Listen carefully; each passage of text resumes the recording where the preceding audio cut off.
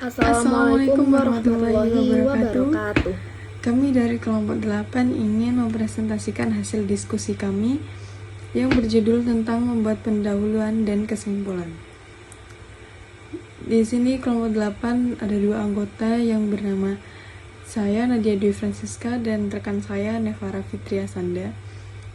Nah, di sini saya akan memulai materi dengan menjelaskan tentang membuat pendahuluan. Membuat pendahuluan adalah perkenalan singkat atau perkenalan yang harus yang bisa menarik audiens untuk memperhatikan kita dan memotivasi mereka untuk mendengarkan semua pembicara yang pembicara sampaikan.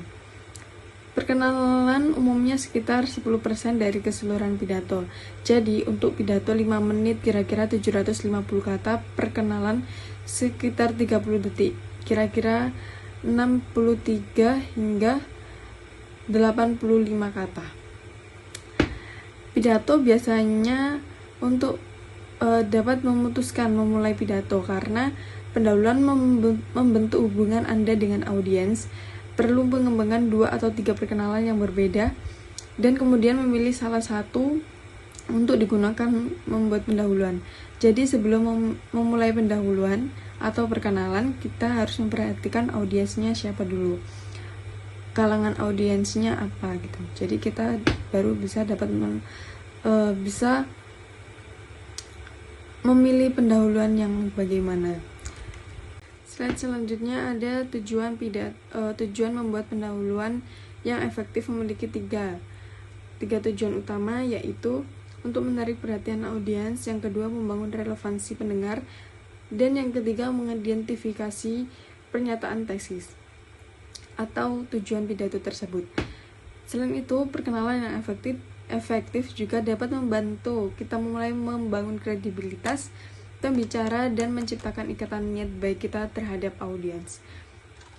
Next, slide selanjutnya ada membahas 8 jenis perangkat yang dapat Anda gunakan tidak hanya untuk dapat mendapatkan perhatian audiens, tetapi juga untuk merangsang kegembiraan audiens untuk mengetahui apa yang akan kita sampaikan. Ada 8, yaitu yang pertama, buatlah pernyataan yang mengejutkan. Pertanyaan mengejutkan adalah satu atau 2 kalimat yang menarik perhatian pendengar dengan cara mengejutkan mereka, seperti mengejutkan penonton, membantu mereka menghentikan apa yang sedang mereka lakukan atau apa yang sedang mereka pikirkan, untuk mengalihkan fokus audiens terhadap yang mereka lakukan untuk memperhatikan ke pembicara. Yang kedua ada ajukan pertanyaan. Ajukan pertanyaan adalah informasi yang mendorong audiens untuk terlibat dalam topik kita. Pertanyaan bisa bersifat teoritis atau langsung. Pertanyaan teoritis lebih mencari jawaban mental daripada jawaban langsung. Yang ketiga ada ceritakan sebuah kisah. Jadi menceritakan sebuah kisah seperti dari pada zaman dahulu atau cerita Nabi, ada misalnya seperti terjadi aktual atau bisa terjadi hipotesis. Kebanyakan orang menyukai cerita yang disampaikan dengan baik sehingga cerita tersebut dapat menarik perhatian audiens.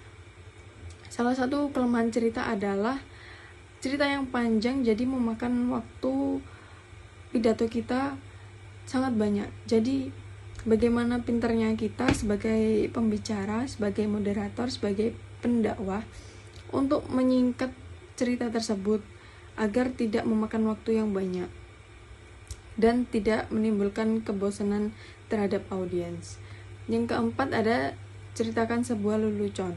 Lelucon adalah sebuah anekdot atau permainan kata yang dirancang untuk menjadi lucu dan membuat orang tertawa. Nah, lelucon ini dapat digunakan untuk menarik perhatian audiens terhadap kita karena digunakan untuk memperhatikan, karena untuk menguji 3R, yaitu realistis, relevan, dan dapat diulang. Dengan kata lain, hal tersebut tidak boleh terlalu dibuat-buat atau sampai menyinggung audiens kita. 5. Berikan referensi pribadi. Referensi pribadi adalah cerita singkat tentang sesuatu yang terjadi pada kita atau suatu hipotesis yang dapat dibayangkan oleh pendengar. Jadi referensi pribadi juga tidak boleh mengarang, karena kalau mengarang juga kita juga sulit untuk kita juga sulit membayangkan bagaimana, apalagi audiens tidak dapat juga untuk membayangkan gitu. Jadi karena referensinya tidak valid gitu. Yang keenam ada ucapkan sebuah kutipan. Kutipan adalah suatu komentar yang dibuat dan diatribusikan kepada orang lain selain pembicara. Next, slide selanjutnya ada nomor 7, melakukan atau memotivasi suatu tindakan. Dari perkenalan topik dan memperoleh keuntungan perhatian melalui suatu tindakan. Tindakan mendapatkan perhatian itu yang dirancang untuk menonjolkan topik dan tujuan kita untuk menyampaikan materi tersebut. Yang ke-8 ada ciptakan ketegangan. Saat menciptakan ketegangan, kita menyampaikan perhatian sehingga apa yang dijelaskan menimbulkan ketidakpastian atau misteri selama beberapa kalimat pertama dan menggairahkan penonton. Jadi sampai penonton itu bahkan berpikir, apa sih maksudnya, kok pembicara kata-katanya begitu. Jadi biar audiens itu juga sampai memikir gitu dan akan juga memperhatikan kita setelah mereka memikirkan seperti itu. Slide selanjutnya ada cara membuat kesimpulan yang akan dijelaskan oleh Mbak Nivara. Baik, di sini saya akan menjelaskan slide tentang membuat kesimpulan. Kesimpulan merupakan keputusan yang diperoleh berdasarkan metode berpikir induktif atau deduktif dan merupakan hasil akhir yang menjelaskan hasil penelitian secara keseluruhan. Jadi, kesimpulan dari sebuah pidato itu mempunyai 2 tujuan utama. Yang pertama ada meninjau ide-ide kunci pidato sehingga audiens mengingat apa yang Anda sampaikan. Yang kedua adalah memberikan kesan penutupan yang memberikan kesan jelas kepada audiens sehingga mereka memahami pentingnya apa yang dikatakan dan terbujuk oleh argumen kita. Nah, di slide ini ada bagian-bagian dari kesimpulan. Yang pertama ada bagian dari kesimpulan. Sama seperti pendahuluan pidato, siapkan 2 atau 3 kesimpulan dan kemudian pilih salah satu yang diyakini paling efektif untuk audiens dan kesempatan pidato Anda. Setiap kesimpulan Anda harus mencakup ringkasan tujuan pidato dan poin-poin serta penentu pernyataan akhir yang membantu menyampaikan maksud Anda. Yang kedua ada ringkasan. Setiap kesimpulan pidato yang efektif akan mencakup ringkasan tujuan pidato dan poin-poin utama.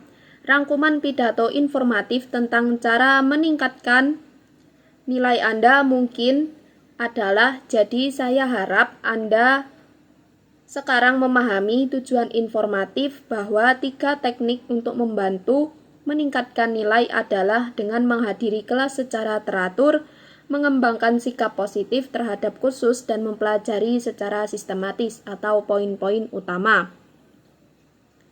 Yang ketiga ada penentu.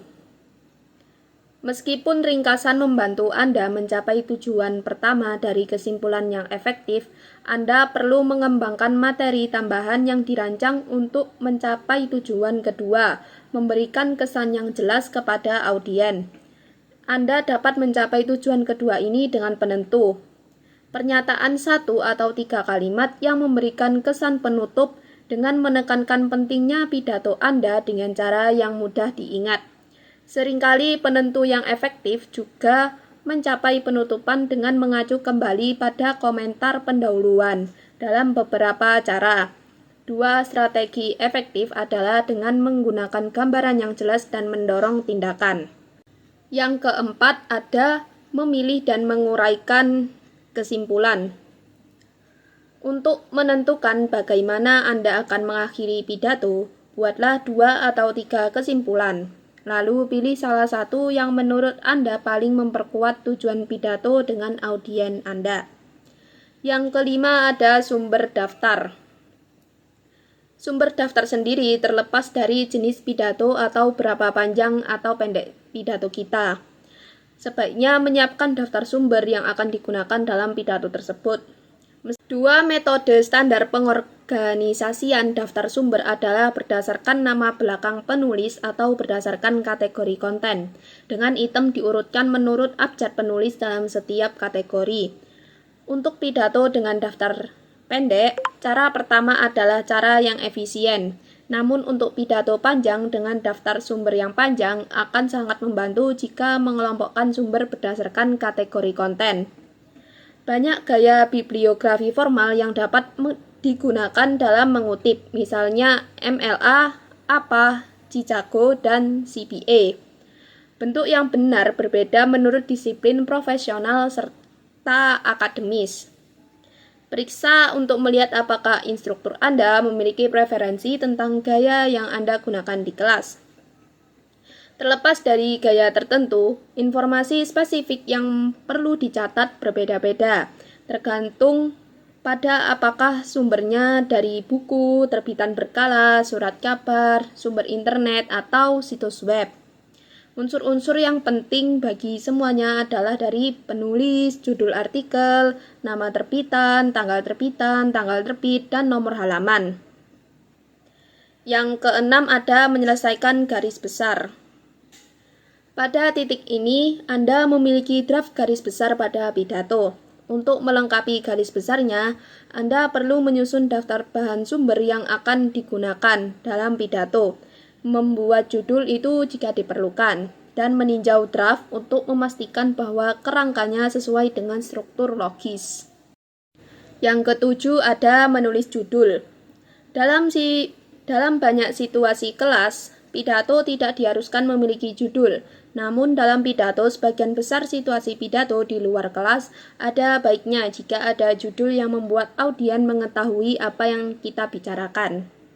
Judul mungkin diperlukan saat diperkenalkan secara resmi, saat pidato dipublikasikan. Judul yang baik membantu menarik audien dan membangun minat terhadap apa yang disampaikan. Judul harus singkat, deskriptif, dan kreatif. Kebanyakan pembicara tidak menentukan judul sampai persiapan pidato lainnya selesai. Ada 3 jenis judul. Yang pertama ada pernyataan subjek yang sederhana. Judul yang lugas ini menangkap pokok pembicaraan dalam beberapa kata. Contohnya, keberanian untuk tumbuh, martabat pekerjaan, jual keamanan, dan takdir Amerika. Yang kedua ada pertanyaan. Untuk memicu minat yang lebih besar, dapat membuat judul dengan mengutarakan tujuan pidato sebagai sebuah pernyataan. Calon pendengar kemudian dapat termotivasi untuk menghadiri pidato tersebut untuk mengetahui jawabannya. Contoh, apakah kita membutuhkan departemen permainan? Apakah petani sudah tersingkir? Apa dampak komputer terhadap perilaku kita? Dan apakah kita hidup di zaman batu moral? Yang ketiga ada judul kreatif. Pendekatan yang lebih kreatif adalah dengan menggabungkan ungkapan atau metafora yang familiar dengan pernyataan subjek yang sederhana. Contoh, mengajarkan anjing tua trik baru, perlunya melek komputer orang dewasa, janji yang dipatuhi, penyiaran dan kepentingan, umum jaringan kusut, bagaimana iklim lingkungan berubah, pembekuan atau kebebasan, tentang batasan moral dan nilai politik. Yang terakhir ada meninjau garis besar. Setelah membuat semua bagian kerangka pidato, sekarang saatnya menyatukan dalam bentuk kerangka lengkap dan mengeditnya untuk memastikan kerangka terorganisir dengan baik dan disusun dengan baik dan benar. Gunakan daftar periksa ini untuk menyelesaikan tinjauan akhir kerangka sebelum ke adaptasi dan latihan selanjutnya. Yang pertama, sudah menggunakan simbol standar menunjukkan struktur. Pokok-pokok utama ditunjukkan dengan angka Romawi, subbagian utama dengan huruf kapital, subjudul kecil dengan angka Arab, dan pembagian dengan huruf kecil. Yang kedua, menuliskan pokok-pokok dan subbagian-bagian utama sebagai kalimat pelengkap. Kalimat lengkap membantu melihat apakah setiap poin-poin utama benar-benar mengembangkan tujuan pidato, dan apakah kata-katanya sesuai dengan maksud yang dimaksudkan oleh kita. Jika ide-ide kunci tidak dituliskan secara lengkap, akan sulit untuk mengikuti pedoman berikutnya. Yang ketiga, ada pokok-pokok utama dan subbagian utama masing-masing memuat satu gagasan. Pedoman ini memastikan bahwa pengembangan setiap bagian pidato akan relevan dengan maksudnya. Jadi, jika outline mengandung poin seperti ini, tamannya indah dan mudah dijangkau, itu dipisah. Jadi, tamannya indah dan taman ini mudah dijangkau, seperti itu. Yang keempat, subdivisi utama berhubungan atau mendukung poin utama. Prinsip ini yang disebut subordinasi, memastikan bahwa tidak melenceng dan membingungkan para audien. Yang kelima, potensi penjabaran subdivisi. Ingatlah bahwa elaborasi subdivisilah yang membantu membangun pidato, karena tidak tahu berapa lama waktu yang diperlukan untuk membahas penjelasan ini. Menyertakan lebih dari yang mungkin dapat mendiskusikan masing-masing dengan cara yang berbeda. Yang terakhir ada outline memuat tidak lebih dari sepertiga jumlah kata yang diharapkan dalam pidato. Garis besar hanyalah kerangka pidato, bukan naskah lengkap yang dilampiri huruf dan angka. Garis besarnya harus cukup singkat sehingga memungkinkan Anda bereksperimen dengan berbagai metode pengembangan selama periode latihan dan beradaptasi dengan reaksi audien. Cara mudah untuk menilai apakah kerangka sudah tepat panjangnya adalah dengan memperkirakan jumlah kata yang kemungkinan besar diucapkan selama pidato. Karena hanya memerlukan angka perkiraan, mulailah dengan mengasumsikan kecepatan bicara rata-rata 160 kata per menit. Jadi pidato berdurasi 3 hingga 5 menit akan berisi sekitar 480 hingga 800 kata. Dan kerangka pidatonya harus 160 hingga 300 kata-kata. Pidato berdurasi 8-10 menit, kira-kira 1.300 sampai 1.600 kata. Harus memiliki garis besar sekitar 430 hingga 530 kata. Selanjutnya ada ringkasan. Pengenalan pidato yang efektif, menarik perhatian audiens, menetapkan relevansi pendengar, dan memperkenalkan tesis. Hal ini juga dapat membangun kredibilitas dan menciptakan nilai baik. Jadi, kesimpulannya adalah kesimpulan pidato yang dirancang dengan baik, merangkum tujuan pidato dan poin-poin utama, serta memberikan kesan yang jelas kepada audien. Pidato yang informatif dan persuasif dapat meninggalkan kesan yang menentukan, yaitu pernyataan 1 atau 2 kalimat yang memberikan kesan penutup dengan menyampaikan pentingnya pidato dengan cara yang mudah diingat oleh audien. 2 strategi untuk mencapai tujuan efektif adalah menggunakan gambaran yang jelas dan menarik untuk melakukan tindakan. Nah, itu adalah hasil diskusi dari kelompok 8, yaitu materi tentang membuat pendahuluan dan kesimpulan. Semoga materi ini dapat tersampaikan kepada para penonton dan mendapatkan ilmu yang bermanfaat. Saya Nevara Fitiasanda dan rekan saya Nadia Dwi Francisca pamit undur diri. Wabillahi taufik wal hidayah. Wassalamualaikum warahmatullahi wabarakatuh.